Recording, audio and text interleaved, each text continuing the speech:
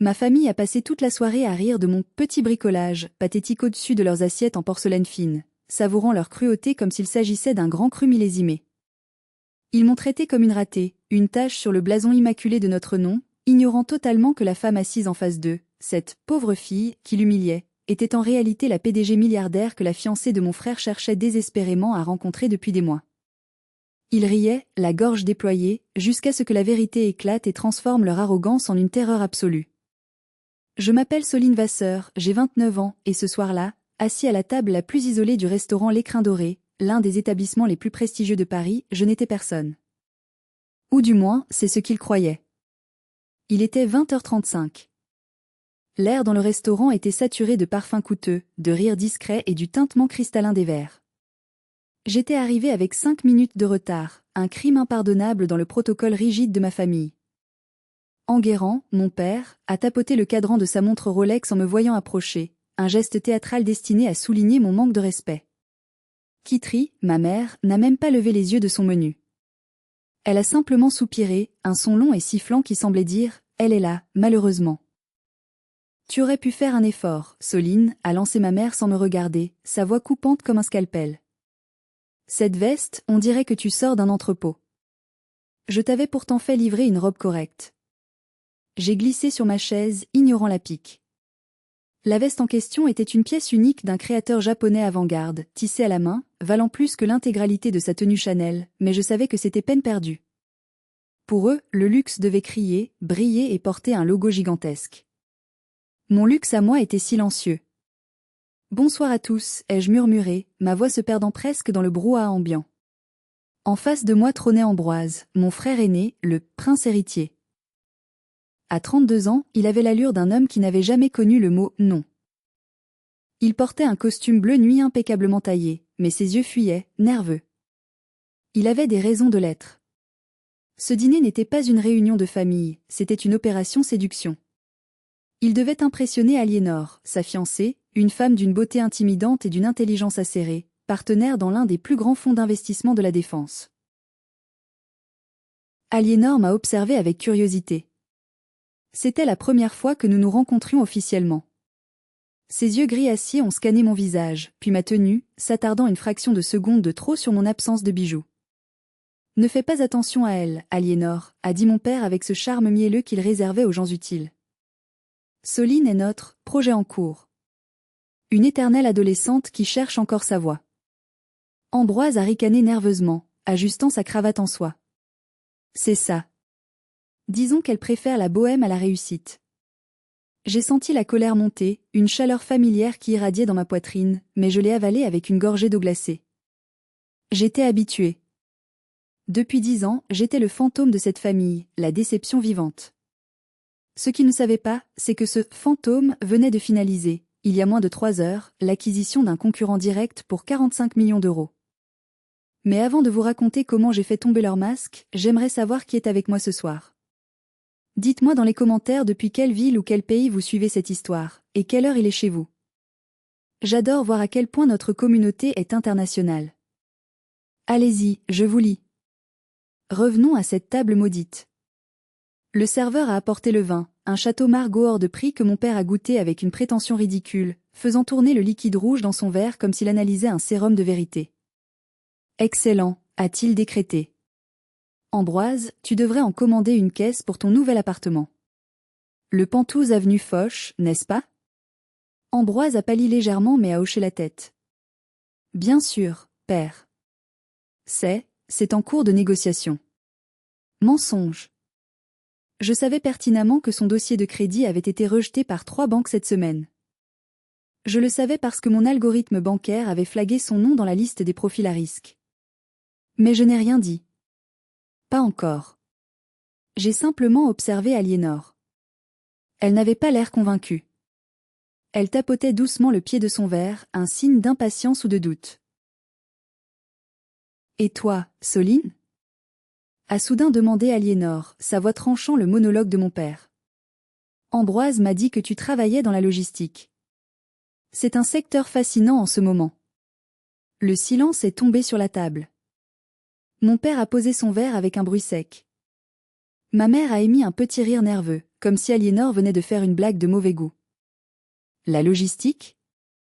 A répété mon père avec dédain. Oh, ma chère Aliénor, c'est un bien grand mot. Soline s'amuse avec des cartons. C'est un petit hobby, a renchéri Ambroise, un sourire cruel aux lèvres. Elle vend des vieilleries sur Internet. Tu sais, ces applications pour les gens qui n'ont pas les moyens d'acheter du neuf. Ils me regardaient tous, attendant que je baisse la tête, que je rougisse de honte comme la petite fille maladroite que j'avais été. Mais cette fille était morte. À sa place se tenait la fondatrice d'Écolop. J'ai planté mon regard dans celui d'Aliénor et j'ai souri. On peut dire ça, ai-je répondu calmement. Je m'assure que les choses arrivent là où elles doivent être. Et parfois, je m'assure aussi que les ordures soient sorties. Pour comprendre pourquoi cette phrase anodine a fait tiquer mon frère, il faut remonter en arrière. Il faut que vous compreniez l'architecture de la douleur sur laquelle cette famille a bâti son équilibre. Je suis née dans une famille où l'amour était conditionnel. C'était une transaction. Si tu brillais, on t'aimait. Si tu échouais, ou pire, si tu réussissais d'une manière qu'ils ne comprenaient pas, tu devenais invisible. Enguerrand et Kitry Vasseur se voyaient comme les gardiens d'une certaine tradition bourgeoise française. L'apparence était tout. Les diplômes devaient porter des noms prestigieux, HEC, l'ENA, Sciences Po. Les carrières devaient être nobles, finance, droit, immobilier de luxe. Tout ce qui sortait de ce cadre était considéré comme vulgaire. Ambroise était l'élu. Le Golden Child. Dès sa naissance, il a été moulé pour être le successeur. Il était médiocre à l'école, paresseux et arrogant, mais mes parents payaient des tuteurs, faisaient jouer leurs relations et couvraient ses erreurs. Quand il a triché à son baccalauréat, mon père a étouffé l'affaire en faisant un don généreux à l'association des anciens élèves. Quand il a craché sa première voiture, ivre-mort, c'est moi qu'on a réveillé à 3 heures du matin pour aller le chercher au commissariat, et c'est moi qu'on a engueulé parce que je ne l'avais pas surveillé. Moi? J'étais l'anomalie. J'étais douée pour les chiffres, obsédée par les systèmes, les flux, l'efficacité. À 18 ans, j'ai été acceptée à Polytechnique, une école d'ingénieurs d'élite. J'étais si fière. J'ai couru dans le bureau de mon père avec la lettre d'admission, le cœur battant à tout rompre, espérant enfin voir une lueur de fierté dans ses yeux froids. Il a pris la lettre. Il l'a lue. Puis il l'a laissée tomber sur son bureau en acajou comme s'il s'agissait d'une facture d'électricité. Ingénieur? A-t-il dit avec une grimace de dégoût. C'est un métier de technicien, Soline. C'est pour les gens qui ont les mains sales. Les Vasseur dirigent le monde, ils ne le réparent pas. Tu iras en fac de droit où tu te débrouilleras seul. Ce jour-là, quelque chose s'est brisé en moi. J'ai refusé le droit. J'ai refusé leur argent. J'ai quitté la maison familiale du 16e arrondissement avec une valise et mes économies de babysitting. Les 5 années qui ont suivi ont été un enfer solitaire. J'ai vécu dans un studio de 12 mètres carrés sous les toits, où l'on gelait en hiver et cuisait en été. Je mangeais des pâtes au beurre un jour sur 2. Pendant que mes parents emmenaient Ambroise skier à Courchevel ou bronzer à Saint-Tropez, je codais. Je construisais Écolop. Mon idée était simple mais révolutionnaire, utiliser l'intelligence artificielle pour optimiser la logistique inverse de la mode de luxe. Au lieu de brûler les invendus, ce que faisaient la plupart des grandes marques pour protéger leur image, mon système permettait de les redistribuer, recycler ou upcycler de manière totalement tracée et rentable. C'était l'alliance parfaite de l'écologie et de l'économie. Au début, personne ne m'écoutait. J'étais une femme, j'étais jeune, et je parlais de déchets. Mais je n'ai rien lâché. J'ai dormi 3 heures par nuit. J'ai appris à négocier avec des requins. J'ai transformé mon petit projet en une licorne technologique. Aujourd'hui, je vis dans un loft spectaculaire à Bastille, une ancienne usine textile réhabilitée avec des verrières immenses. Mais pour mes parents, Bastille était un quartier populaire, un endroit dangereux et sale. Ils n'étaient jamais venus me voir. Pas une seule fois en 7 ans. Ils pensaient que je vivais dans un taudis. Le pire souvenir? C'était il y a 2 ans, pour l'anniversaire de ma mère. J'avais économisé pour lui offrir un sac à main qu'elle voulait. Quand je lui ai tendu le paquet, elle a souri, a ouvert la boîte, a vu la marque, une marque de créateur éthique, très chère mais pas connue du grand public, et son visage s'est décomposé. « Oh, c'est original », a-t-elle dit en le reposant immédiatement. C'est gentil, Soline, mais tu devrais garder ton argent pour t'acheter à manger.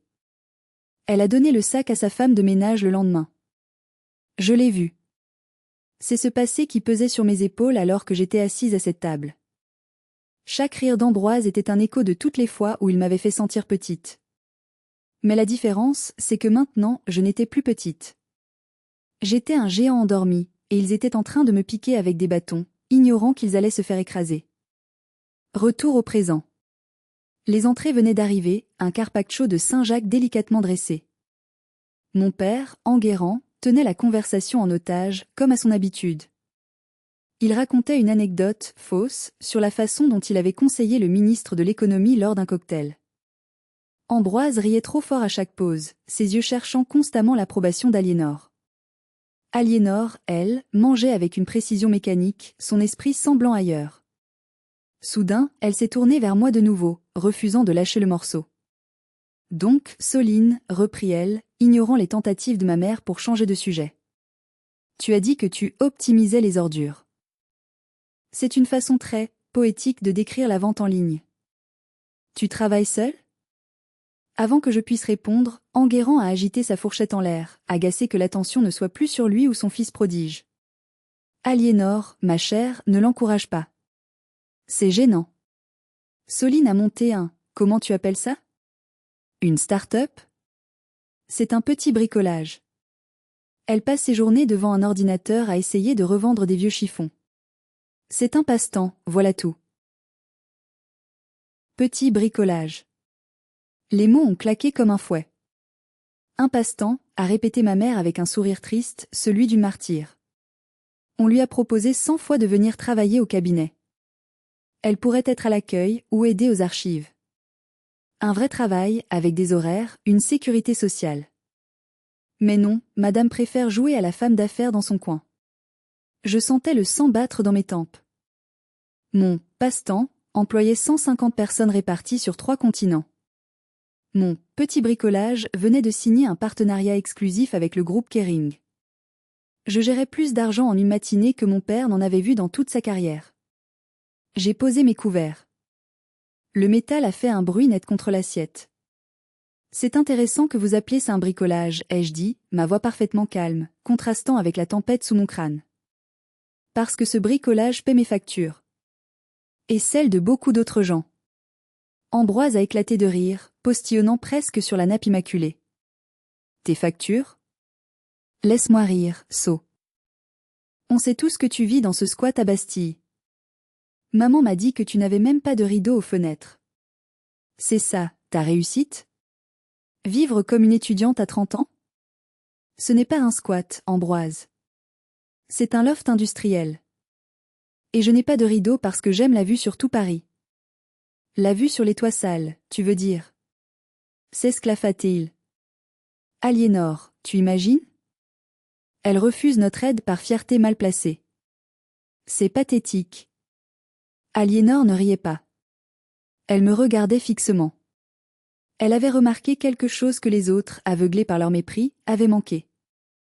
Elle regardait mon téléphone posé sur la table, écran face contre la nappe. C'était un modèle prototype, non commercialisé, avec une coque en titane brossée. Un objet qu'on ne trouve pas chez Darty. Tu as une équipe ? A demandé Aliénor, sa voix plus basse, plus sérieuse. Une petite équipe, a coupé mon père. Probablement quelques stagiaires non payés et des freelances au Bangladesh. C'est ça le monde moderne, n'est-ce pas ? De l'exploitation déguisée en innovation. L'ironie était si épaisse qu'on aurait pu la couper au couteau. Mon père, qui sous-payait ses secrétaires depuis 30 ans, me faisait la morale sur l'éthique. J'ai pris une grande inspiration. J'aurais pu leur crier la vérité à ce moment-là. J'aurais pu leur montrer mes comptes bancaires. Mais je savais que ça ne suffirait pas.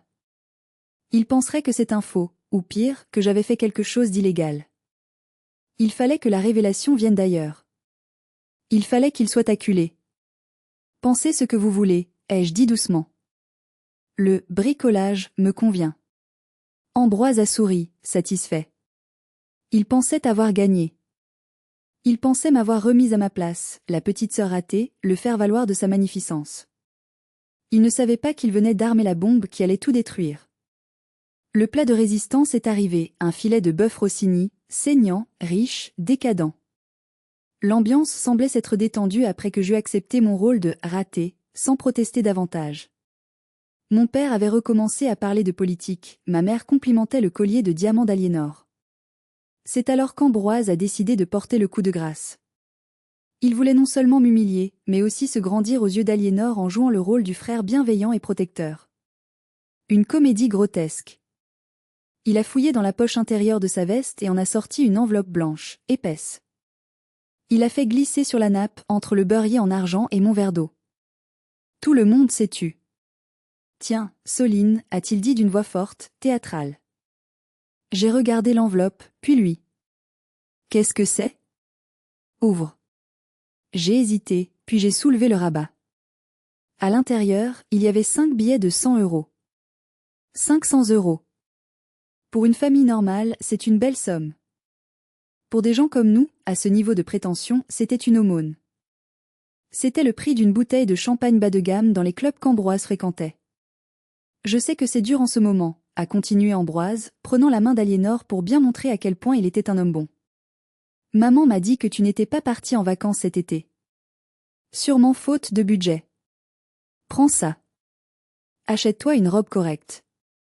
Ou paie ton loyer. Fais-toi plaisir. C'est mon cadeau de fiançailles, en avance. J'ai senti une nausée monter. Ce n'était pas de la gentillesse. C'était une démonstration de pouvoir. Il m'achetait. Il achetait mon silence et ma soumission pour 500 euros. Le pire, c'était le regard de ma mère. Elle avait les larmes aux yeux. Oh, Ambroise, tu es si généreux. Toujours à penser aux autres. Soline, dis merci à ton frère. Dis merci. Comme une enfant de 5 ans à qui on donne une pièce pour s'acheter des bonbons. J'ai repensé à mon été. La raison pour laquelle je n'étais pas partie en vacances à la plage avec eux, c'est parce que j'étais à New York. J'étais en train de négocier l'ouverture de notre filiale américaine. J'avais passé mes journées dans des salles de conférence à Manhattan et mes nuits à préparer l'introduction en bourse. Je n'avais pas besoin de ces 500 euros. Je pouvais acheter ce restaurant et le transformer en cantine pour mon personnel si je le voulais. Mais je ne pouvais pas dire ça. Pas encore. J'ai doucement repoussé l'enveloppe vers lui. Le papier a crissé sur la nappe. Merci, Ambroise. Mais je ne peux pas accepter. Son sourire s'est figé. Quoi? Ne sois pas ridicule. Prends-le. Tu en as besoin. Non, ai-je insisté, ma voix devenant plus ferme. Garde-le.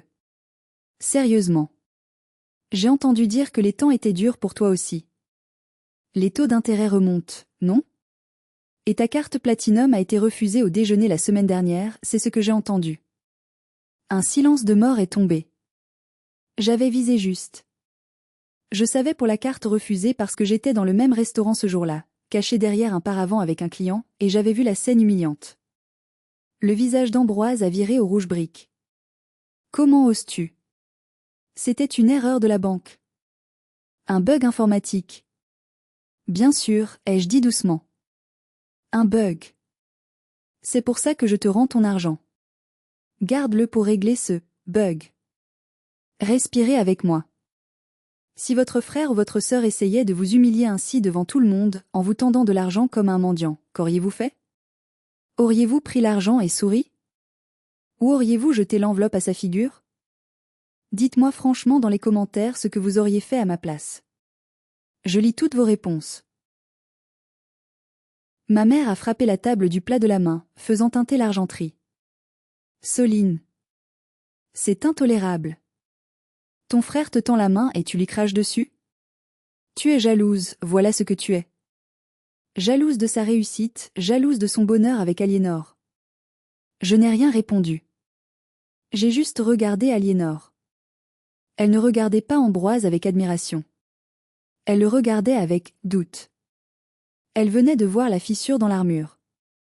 Elle se demandait pourquoi un homme qui prétendait acheter un pantouse avait besoin de se justifier pour une carte refusée. La graine était plantée. Aliénor n'est pas arrivé au sommet de la finance parisienne par hasard. C'est un requin. Elle sent le sang, elle sent la peur, et surtout, elle sent l'argent. Le vrai argent. Pas celui qu'on affiche, mais celui qu'on possède. Après l'incident de l'enveloppe, l'ambiance était glaciale. Ambroise buvait son vin trop vite, le visage sombre. Mon père essayait de raconter une blague, mais personne n'écoutait. Aliénor, elle, continuait de m'observer. C'était presque chirurgical. Elle a noté mes mains. Pas de manucure flashy, mais des ongles soignés, parfaits. Elle a noté ma montre. C'était une vieille montre en cuir, usée. Celle que mon père m'avait offerte pour mes 18 ans, avant que tout ne dérape. La seule chose que j'avais gardée de lui. Pourquoi une femme qui porte une veste de créateur japonais porterait-elle une montre cassée? Sauf si cette montre avait une valeur sentimentale, ce qui impliquait une profondeur émotionnelle que sa famille niait. Soudain, Aliénor a posé sa fourchette. Soline, dit-elle, changeant de ton. Tu as parlé d'optimisation de flux tout à l'heure. Tu utilises quel type de tech? Blockchain? IA prédictive? La question était technique. Précise. Un piège pour voir si je bluffais. Ma mère a levé les yeux au ciel. Oh Aliénor, pitié. Elle utilise Excel, et encore. Ne lui pose pas des questions qu'elle ne comprend pas. J'ai ignoré ma mère. Je me suis tournée vers Aliénor, et pendant une seconde, nous n'étions plus à un dîner de famille, mais dans une salle de négoce. Nous utilisons une architecture hybride, ai-je répondu du tac au tac. IA propriétaire pour le tri des matériaux, et blockchain privé pour la traçabilité carbone. C'est le seul moyen de garantir la conformité avec la nouvelle loi européenne sur l'économie circulaire qui entre en vigueur l'année prochaine. Les sourcils d'Aliénor se sont levés. C'était la réponse exacte qu'un expert donnerait. Pas de bafouillage. Pas d'hésitation. La loi AGEC, a-t-elle murmuré. Exact. C'est ça, ai-je confirmé. Les grandes maisons de luxe sont terrifiées par les amendes. Elles ont besoin d'une solution clé en main pour prouver qu'elles ne détruisent plus leur stock. C'est là que j'interviens. Tu interviens, avec ton petit site web? A ricané Ambroise, essayant de reprendre le contrôle. Tu vas sauver LVMH avec ton site web? Laisse-moi rire. Aliénor a fait un geste de la main pour le faire taire, sans même le regarder. C'était un geste dismissif, presque brutal. Ambroise, tais-toi une seconde. Elle s'est penchée vers moi. Tu connais une boîte qui s'appelle Ecolop? Mon cœur a raté un battement. C'était mon bébé. Oui, ai-je dit neutre. Je connais. Mon fonds essaie d'entrer à leur capital depuis 6 mois, a avoué Aliénor, une lueur de frustration dans les yeux. Le fondateur est un fantôme. Pas de photopresse, pas d'interview. Juste des résultats hallucinants. On les valorise à 80 millions en prémonie. Mais ils refusent tous nos appels. Ils disent qu'ils veulent rester indépendants. J'ai bu une gorgée d'eau pour cacher mon petit sourire. C'était moi qui refusais les appels. Je trouvais leur fonds trop agressifs, trop court-termistes. Peut-être qu'ils n'ont pas besoin de votre argent, ai-je suggéré. Peut-être qu'ils sont déjà rentables. Tout le monde a besoin d'argent, a décrété mon père. Si ce fondateur refuse de vendre, c'est un idiot. Ou un idéaliste. Ce qui revient au même. Ou peut-être qu'il attend le bon partenaire, a dit Aliénor, pensive. Quelqu'un qui comprend la vision. À cet instant, mon téléphone, posé sur la table, s'est allumé. Une notification s'est affichée sur l'écran verrouillé. C'était un message de mon directeur financier, Nawel. Le message disait « Kering a signé. 45 M €. Champagne. Le problème, c'est que je n'étais pas la seule à l'avoir vu. Ambroise, qui épiait mes moindres faits et gestes pour trouver une faille, s'est penché et a lu la notification avant que l'écran ne s'éteigne. Il a écarquillé les yeux, puis a éclaté d'un rire hystérique. Non mais c'est pas vrai. Regardez ça. Il a saisi mon téléphone avant que je puisse réagir. Rendez-moi ça, ai-je dit froidement. Attendez, il faut que vous voyiez à quel point elle est atteinte. A crié Ambroise, brandissant mon téléphone comme un trophée. Elle s'envoie des faux messages à elle-même. Kering a signé. 45 millions d'euros. 45 millions. Soline, tu es complètement malade. Tu joues à quoi? C'est un jeu de rôle? Tu t'inventes une vie pour ne pas affronter ta médiocrité? Mon père a secoué la tête, accablé. C'est pathologique. Pauvre fille. S'inventer des contrats imaginaires. Il va falloir que tu consultes, ma chérie. Il me traitait de folle. Il pensait que j'étais une mythomane. Mais Aliénor ne riait pas. Elle fixait le logo en fond d'écran de mon téléphone, maintenant visible dans la main d'Ambroise. Un hexagone vert stylisé. Le logo d'Écolope. La tension était à son comble. Ambroise tenait mon téléphone comme la preuve irréfutable de ma folie, tandis que mes parents me regardaient avec un mélange de pitié et de dégoût. J'étais, à leurs yeux, une enfant qui jouait à la marchande avec des billets de Monopoly. Rends-moi mon téléphone, Ambroise, ai-je répété, ma voix baissant d'une octave. Ce n'était plus une demande, c'était un ordre. Il a hésité, surpris par l'autorité soudaine dans ma voix. Il a jeté l'appareil sur la table avec mépris. Tiens. Continue de rêver tes millions, Cendrillon. Mais ne t'avise plus jamais de me donner des leçons sur mes finances réelles. À cet instant précis, le téléphone a sonné. Une vraie sonnerie, pas une notification. Le nom affiché était François-Henri P. Ambroise a ricané. C'est qui ça? François-Henri Pinault? Tu as mis le nom du PDG de Kering dans tes contacts? C'est hilarant. Réponds, qu'on rigole. Je n'ai pas souri.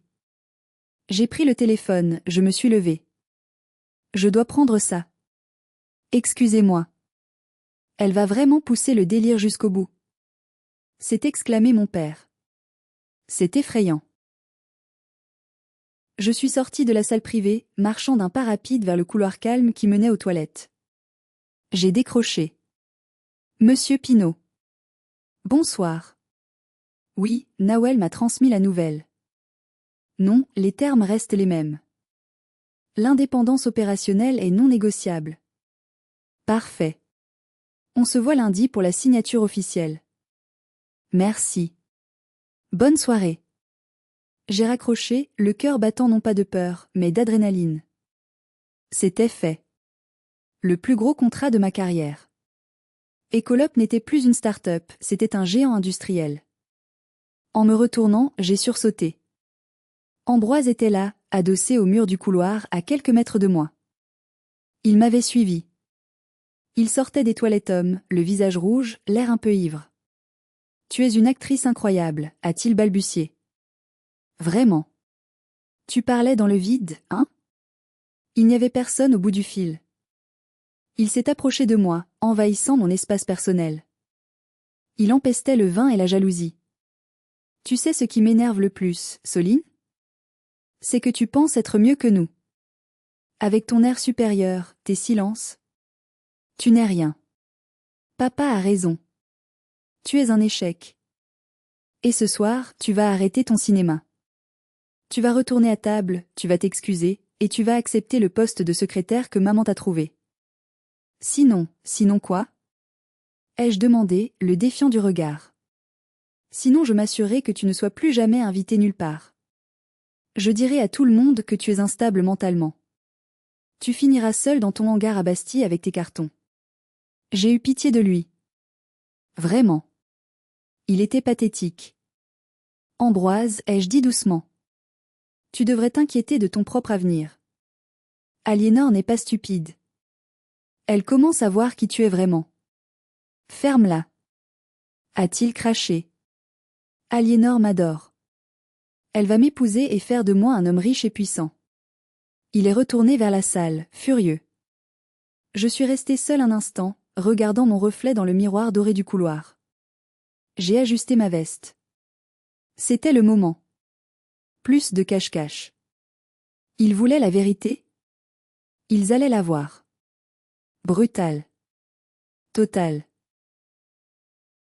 Je suis retournée dans la salle privée. L'atmosphère avait changé. Ambroise avait dû raconter sa version de mon appel imaginaire.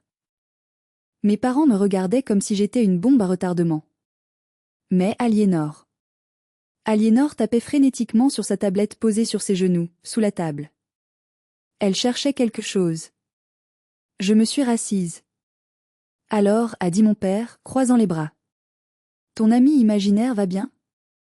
Très bien, ai-je répondu. Il m'a confirmé que la fusion est actée. Ça suffit, a hurlé mon père, frappant du poing sur la table. J'en ai assez de ces mensonges. Tu nous manques de respect. Tu vas admettre tout de suite que tu as inventé tout ça, ou tu sors de ce restaurant et tu ne remets plus jamais les pieds chez nous. C'était l'ultimatum. Le point de non-retour. La violence de la réaction de mon père a figé la salle. Même les serveurs, habitués au drame discret de la bourgeoisie, se sont arrêtés. Enguerrand Vasseur, le patriarche, avait perdu son sang-froid légendaire. Son visage était pourpre, ses veines saillaient sur son cou. « Tu es une honte, Soline », a-t-il sifflé, sa voix tremblant de rage contenue. « Nous t'avons tout donné. Une éducation, un nom, des opportunités. Et tu nous craches dessus avec tes fantasmes de grandeur. Tu n'es qu'une petite vendeuse ratée qui essaie de jouer dans la cour des grands. » Ma mère a renchéri, sa voix aiguë et pleurnicharde. « On voulait juste t'aider. On voulait que tu sois normal. Pourquoi tu ne peux pas être comme Ambroise? Regarde-le. Il va épouser une femme merveilleuse, il a une carrière. Toi, tu n'as rien. Pas de mari, pas d'argent, pas d'avenir. » J'ai regardé Ambroise. Il affichait un sourire triomphant. C'était son moment de gloire. Voir sa petite sœur se faire écraser pour qu'il puisse briller davantage. Papa a raison, a ajouté Ambroise. Tu as besoin d'aide psychiatrique, Soline. S'inventer des contrats à 45 millions, c'est de la mégalomanie délirante. Aliénor, chérie, je suis désolée que tu sois témoin de ça. Ma sœur est fragile. J'ai senti une étrange sérénité m'envahir. C'était fini. Le dernier lien affectif, aussi ténu soit-il, venait de se rompre. Il ne m'aimait pas. Il ne me respectait pas. Il voulait juste me contrôler ou me détruire. Je me suis levée lentement. J'ai lissé ma veste. « Vous avez terminé ?» ai-je demandé, ma voix coupant l'air comme une lame de glace. « Assieds-toi. » a aboyé mon père. « Je n'ai pas fini. Tu vas fermer ta ridicule entreprise demain. J'ai parlé à un ami huissier, on peut liquider tes stocks de vieux vêtements pour payer tes dettes. Ensuite, tu viendras au bureau lundi matin. Tu commenceras au classement. Et tu seras reconnaissante. Je ne fermerai rien, papa. Et je ne travaillerai jamais pour ton cabinet. D'ailleurs, si j'étais toi, je vérifierais tes propres comptes avant de t'inquiéter des miens. Comment oses-tu? Tu n'es qu'une ingrate. Une ratée. C'est à ce moment précis qu'un bruit sourd a interrompu la tirade de mon père. C'était le bruit d'une fourchette en argent tombant sur une assiette en porcelaine. Un bruit unique, discordant. Clang. Tous les regards se sont tournés vers Aliénor. Elle était pâle. Mortellement pâle. Elle tenait son iPad à deux mains, comme un bouclier. Ses yeux faisaient des allers-retours frénétiques entre l'écran et mon visage. Sa bouche était entr'ouverte. « Aliénor ?» a demandé Ambroise, inquiet. « Ça va, mon cœur? Tu te sens mal? C'est à cause de Soline, n'est-ce pas? Je vais la faire sortir. » Aliénor n'a pas répondu à Ambroise. Elle a levé les yeux vers moi. Il n'y avait plus de mépris, plus de doute. Il y avait de la terreur pure. Et de la révérence.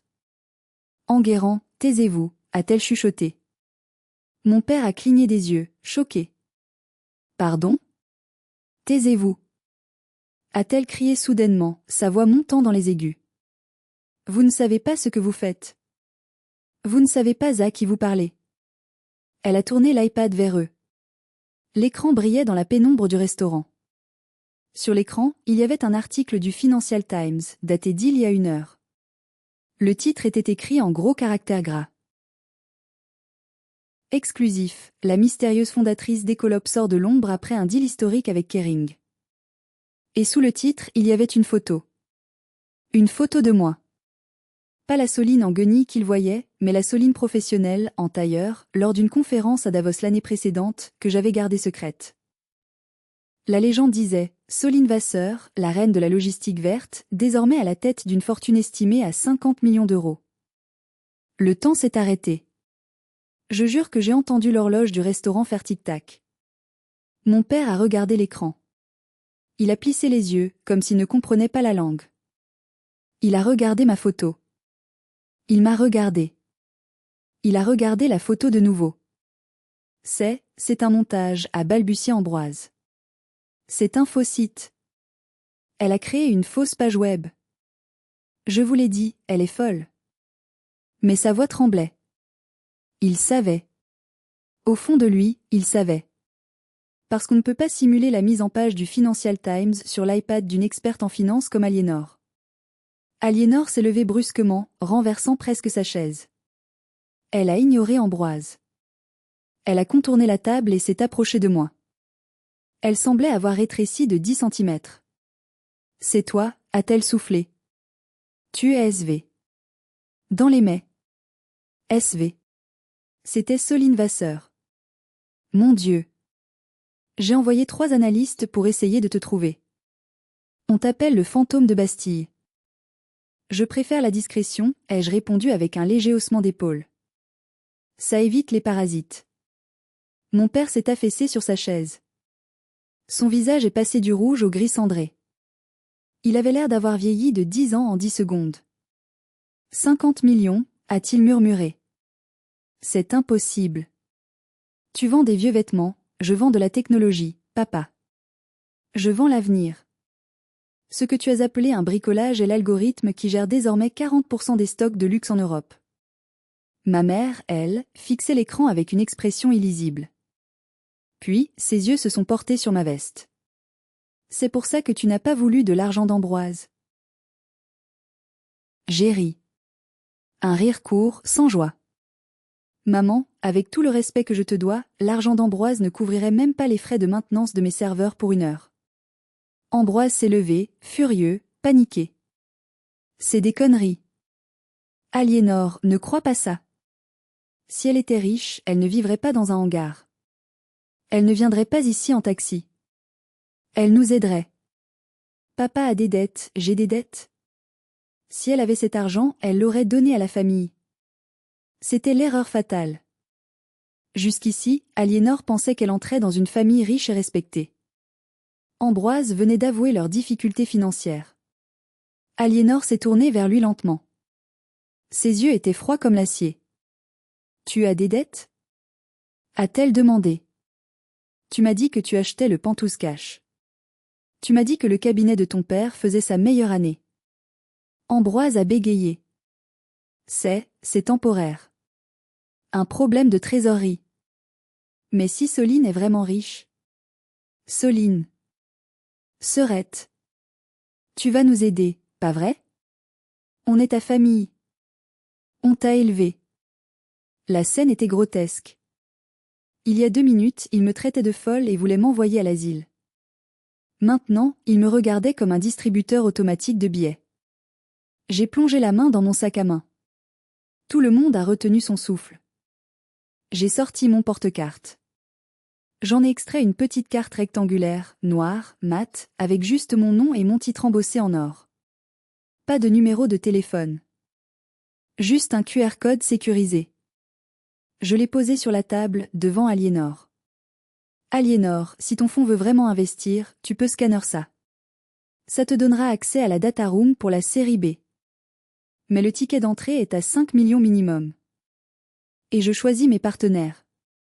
Aliénor a pris la carte avec des mains tremblantes. Elle l'a regardée comme si c'était le Saint Graal. Merci, Soline. Je suis honorée. Puis je me suis tournée vers ma famille. Quant à vous aider. J'ai laissé la phrase en suspens. L'espoir idiot qui s'était allumé dans les yeux de mon père et d'Ambroise était pathétique. Quant à vous aider, ai-je repris, ma voix durcissant, vous avez une drôle de façon de demander l'aumône. Vous m'avez insultée, rabaissée, et traitée de menteuse pendant 2 heures. Vous m'avez offert 500 € comme on jette un os à un chien. Et maintenant, parce que vous voyez un chiffre avec 6 zéros dans un journal, je deviens soudainement ta sœurette? Soline, soyons raisonnables, a tenté mon père, essayant de retrouver une once d'autorité, bien que sa voix tremble. Nous sommes une famille. L'argent doit circuler. J'ai fait quelques mauvais investissements, c'est vrai. Si tu injectais un peu de capital dans le cabinet, juste un prêt, on pourrait redresser la barre. C'est ton devoir. Mon devoir? Ai-je éclaté de rire. Mon devoir était de me taire et de disparaître, c'est ce que tu m'as appris. Tu te souviens de ce que tu as dit quand j'ai lancé ma boîte? Les Vasseur ne réparent pas le monde. Eh bien, devine quoi? Je ne vais pas réparer tes erreurs non plus. Ambroise s'est approché de moi, menaçant, désespéré. Tu ne peux pas nous faire ça. J'ai promis à Aliénor une vie de luxe. Si tu ne paies pas mes dettes, je suis fini. Les huissiers vont saisir ma voiture lundi. Aliénor a reculé, horrifié. Tes dettes? Les huissiers? Ambroise, tu m'as dit que cette voiture était un cadeau de ton père. Il ment surtout, Aliénor, ai-je dit calmement. Le Penthouse n'existe pas. La voiture est en leasing impayé. Et le cabinet de papa est en déficit depuis 3 ans. J'ai fait ma propre due diligence avant de venir ce soir. Je voulais savoir si je devais payer l'addition. Tu savais? A hurlé ma mère. Tu savais qu'on coulait et tu n'as rien dit? Tu nous as laissés nous enfoncer? Quel genre de monstre es-tu? Le genre de monstre que vous avez créé, maman. Le genre qui a appris à survivre seul pendant que vous donniez tout au prince Ambroise. J'ai vu Aliénor retirer sa bague de fiançailles. C'était un gros diamant, probablement faux ou acheté à crédit. Elle l'a posé sur la table avec un claquement sec. C'est fini, Ambroise. Quoi? Non. Aliénor, bébé, écoute-moi. C'est elle qui manipule tout. Elle est jalouse. Elle est la seule personne honnête à cette table, a tranché Aliénor. Je ne peux pas épouser un homme qui ment sur qui il est, et qui traite sa propre sœur de cette façon. Et franchement, ta situation financière me fait peur. Je suis une investisseuse, Ambroise. Et tu es un passif toxique. Elle s'est tournée vers moi. Soline, je suis désolée d'avoir assisté à ça. Et d'avoir participé, même par mon silence, à ce cirque. J'ai hoché la tête. Tu ne savais pas. Maintenant tu sais. Ambroise pleurait presque. Mon père était affaissé, détruit. Ma mère regardait la bague abandonnée comme si c'était sa propre vie qui venait de s'éteindre. C'était le moment. J'avais gagné. Mais je ne ressentais pas la joie extatique que j'avais imaginée. Je ressentais juste un immense soulagement. Le poids de 10 ans de silence venait de s'envoler. Le dîner était terminé, même si les assiettes étaient encore pleines. L'appétit de la famille Vasseur avait été coupé net par la réalité. J'ai fait signe au serveur. Il est arrivé immédiatement, sentant la tension électrique. L'addition, s'il vous plaît. Pour toute la table. Non. A protesté mon père faiblement. Je suis le chef de famille. Je paie. Papa, ta carte est plafonnée, ai-je dit doucement. Ne nous inflige pas une autre humiliation. J'ai sorti ma carte bancaire. Une carte noire en métal lourd, la Centurion. Le serveur a écarquillé les yeux en la voyant. C'est le genre de carte qu'on ne voit que dans les films ou entre les mains des émirs. J'ai tapé mon code sans cacher le terminal. Ajoutez 500 € de pourboire pour l'équipe, ai-je dit au serveur. Pour vous dédommager de l'ambiance, désagréable. Le serveur m'a remercié profusément. Mes parents regardaient la scène, bouche bée. 500 € de pourboire. C'était exactement la somme qu'Ambroise m'avait jetée au visage 1 heure plus tôt. L'ironie était parfaite. Je me suis levée. J'ai pris mon sac. Voilà.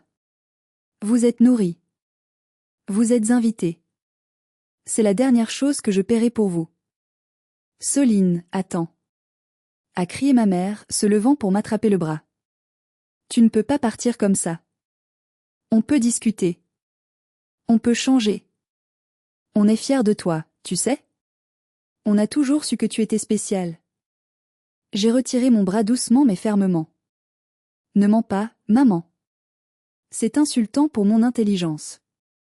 Tu n'es pas fier de moi. Tu es fier de mon compte en banque. Si j'étais encore la Soline bricoleuse, tu aurais continué à avoir honte. C'est ça la différence entre nous. Moi, je vous aimais même quand vous étiez odieux. Vous ne m'aimez que maintenant que je suis riche. C'est faux. A sangloté Ambroise. On est une famille. Non, Ambroise. Nous sommes des gens qui partagent le même ADN. C'est tout. Ma famille, c'est mon équipe. Ce sont les gens qui ont cru en moi quand je n'avais rien. Aliénor avait déjà pris ses affaires. Elle m'attendait à la porte. Je peux te déposer? A-t-elle demandé. Mon chauffeur est là. Avec plaisir, ai-je répondu. Nous avons marché vers la sortie sans nous retourner. Derrière nous, j'entendais ma mère pleurer et mon père engueuler Ambroise à voix basse. Le château de cartes s'était effondré. Ils restaient seuls avec leurs mensonges, leurs dettes et leurs dîners de luxe payés par la fille qu'ils avaient rejetée. L'air de la nuit parisienne n'avait jamais été aussi doux. En sortant de l'écrin doré, j'ai pris une grande inspiration. C'était l'odeur de la liberté. La voiture d'Aliénor, une berline allemande noire aux vitres teintées, attendait. Le chauffeur nous a ouvert la porte.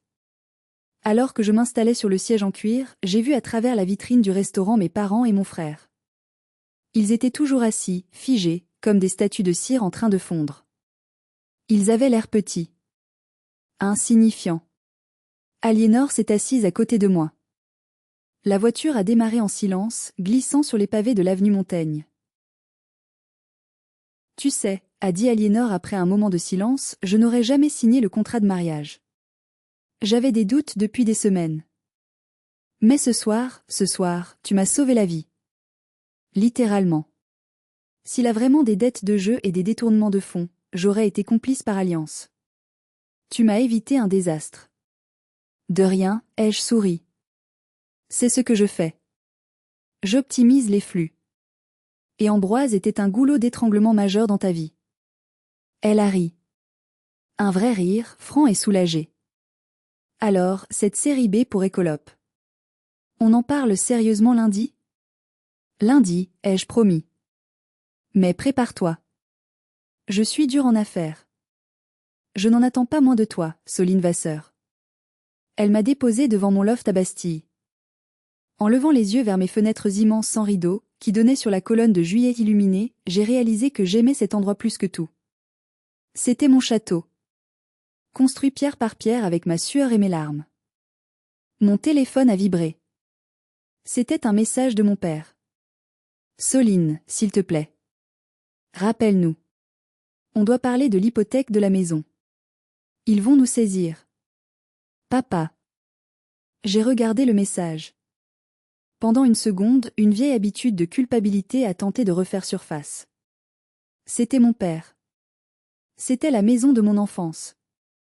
Mais ensuite, je me suis souvenu de l'enveloppe de 500 €. Je me suis souvenu du mot bricolage. Je me suis souvenu de 10 ans de solitude. J'ai appuyé sur bloquer le numéro. Puis j'ai fait pareil pour ma mère.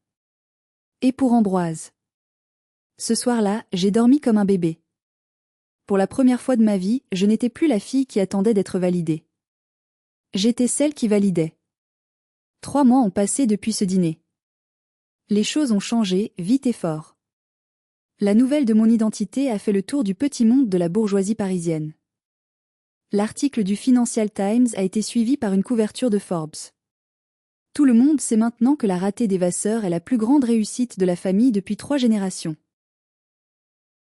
Les conséquences pour ma famille ont été brutales, comme prévu. Sans l'argent d'Aliénor et sans mon aide, le château de cartes n'a pas tenu une semaine.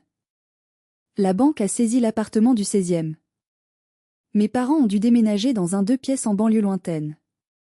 C'est ironique, ils vivent maintenant dans le genre d'endroit qu'ils méprisaient tant. Ambroise a été licencié du cabinet pour faute grave, les détournements de fonds que j'avais mentionnés étaient bien réels. Il a aussi des ennuis avec la justice. Aliénor a porté plainte contre lui pour tentative d'escroquerie sentimentale et abus de confiance. Elle est impitoyable. Je l'aime bien. D'ailleurs, Écolope a finalement accepté l'investissement du fonds d'Aliénor. Nous avons signé le deal la semaine dernière. Elle siège à mon conseil d'administration. Elle est devenue une amie, une vraie. On rit souvent de ce dîner, même si le rire est parfois un peu amer. Quant à moi, je continue de construire. Nous ouvrons un centre de recyclage à Milan le mois prochain. Je voyage, je travaille, je vis. Je porte toujours mes vieilles montres et mes vestes sans logo. Parfois, je reçois des lettres de mes parents. Des lettres manuscrites, puisqu'ils ne peuvent plus me joindre par téléphone. Ils alternent entre les excuses larmoyantes et les reproches amers. Ils disent que je suis sans cœur. Qu'une bonne fille ne laisserait jamais ses parents dans la détresse. Mais voici ce que j'ai appris, et c'est le message que je veux vous laisser ce soir, le sang ne vous oblige à rien. Être une famille, ce n'est pas juste partager un nom de famille. C'est partager du respect, du soutien, de l'amour. Si ces choses ne sont pas là, alors le lien n'existe pas. Vous n'avez pas à vous immoler par le feu pour garder les autres au chaud, surtout s'ils sont ceux qui ont allumé le brasier pour vous brûler. J'ai choisi de me sauver moi-même. Et c'est la meilleure décision financière, émotionnelle et vitale que j'ai jamais prise. La vengeance n'est pas de leur faire du mal. La vengeance, c'est d'être heureuse, puissante et libre, loin de leur toxicité. Je les ai laissés dans leur passé, et je fonce vers mon avenir. Et vous? Avez-vous déjà dû couper les ponts avec des membres toxiques de votre famille pour vous sauver? Ou pensez-vous que j'ai été trop dur avec eux? J'aimerais vraiment connaître votre histoire et votre avis. C'est un sujet difficile, mais important. Si cette histoire vous a touché, ou si vous avez simplement aimé voir la justice triompher, n'oubliez pas de liker cette vidéo, de vous abonner à la chaîne et d'activer la cloche pour ne pas rater les prochaines histoires de revanche. Partagez cette vidéo avec quelqu'un qui a besoin d'entendre qu'il a le droit de dire non à sa famille. Merci de m'avoir écouté. Prenez soin de vous, et n'oubliez pas, votre valeur ne dépend pas de l'opinion des autres, même si ces autres sont vos parents. À très bientôt.